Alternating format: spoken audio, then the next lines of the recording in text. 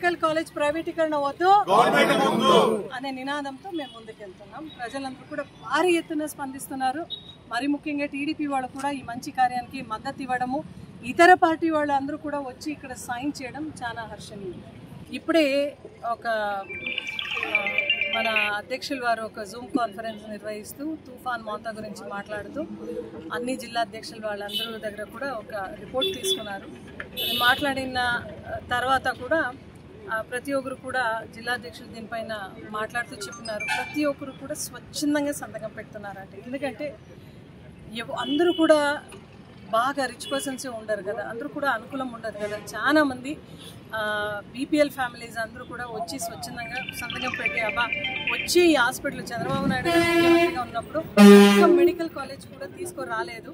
ఈరోజు జగన్మోహన్ రెడ్డి గారు ఇన్ని మెడికల్స్ తీసుకొని వచ్చినా కూడా, medical colleges multi speciality hospitals తీసుకొని వచ్చినా కూడా దీన్ని నిలుపుకోలేక కేవలం 5,000 crores మాత్రమే ఖర్చు పెట్టి ఇవన్నీ కూడా పూర్తి స్థాయిలో కంప్లీట్ అవుతుంది అని తెలిసినా కూడా చంద్రబాబు నాయుడు గారు దీన్ని నిర్లక్ష్యం చేస్తున్నారంటే కేవలం జగన్మోహన్ రెడ్డి గారు మంచితనాన్ని ప్రజలందరూ కూడా కొనియాడతారని ఒక రాజకీయ కక్షతో ఈరోజు కూటమి సర్కార్ చంద్రబాబు నాయుడు గారు చేయడం నిజంగా ప్రజలందరూ కూడా దీన్ని చాలా చాలా బాధపడుతున్నారు. ఇప్పటికైనా కూటమి ప్రభుత్వం వాళ్ళందరూ కూడా కంతెరిచి చూడాలి. గతంలో కూడా ఇట్లా పీపీపీ విధానం చేయాలన్నప్పుడు గోవా మళ్ళీ ఇతర రాష్ట్రంలో కూడా ప్రజలు ఎప్పుడైతే తిరుగుపడినారో ఆ రోజు నుంచి కూడా అక్కడున్న గవర్నమెంట్ వాళ్ళందరూ కూడా కక్ష సాధింపు దిగకుండా పీపీపీ విధానంని తొలగించి వాళ్ళు గవర్నమెంట్ కింద తీసుకుని రావడం మనం గతంలో చూసాం. ఇప్పుడు కూడా చంద్రబాబు నాయుడు గారికి ఒరిగింది ఏం లేదు.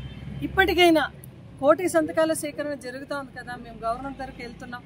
సో ఇంత ప్రజాదరణ ఉన్న వ్యక్తి జగన్మోహన్ రెడ్డి గారు కాబట్టి ఇది రాజకీయ కక్ష అనేది పక్కన పెట్టేసి కేవలం ప్రజాహిత దృష్టిలో దీన్ని రద్దు చేయాలి. మెడికల్ హాస్పిటల్స్ పీపీపీ కింద తీసుకొని వచ్చేది రద్దు చేయాలని ఈరోజు మేము గవర్నమెంట్ని విరమించుకుంటున్నాను.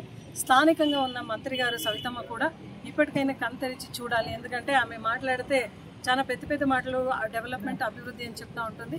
ఈరోజు పీపీపీ విధానం మీరు రద్దు చేసి గవర్నమెంట్ కింద తీసుకొని వస్తే ఈ medical hospital multi speciality hospital ఖచ్చితంగా మీకు ప్రజాదరణ దక్కుతుంది, లేదంటే మీ రాజకీయ సమాధి అని కూడా ప్రజలందరూ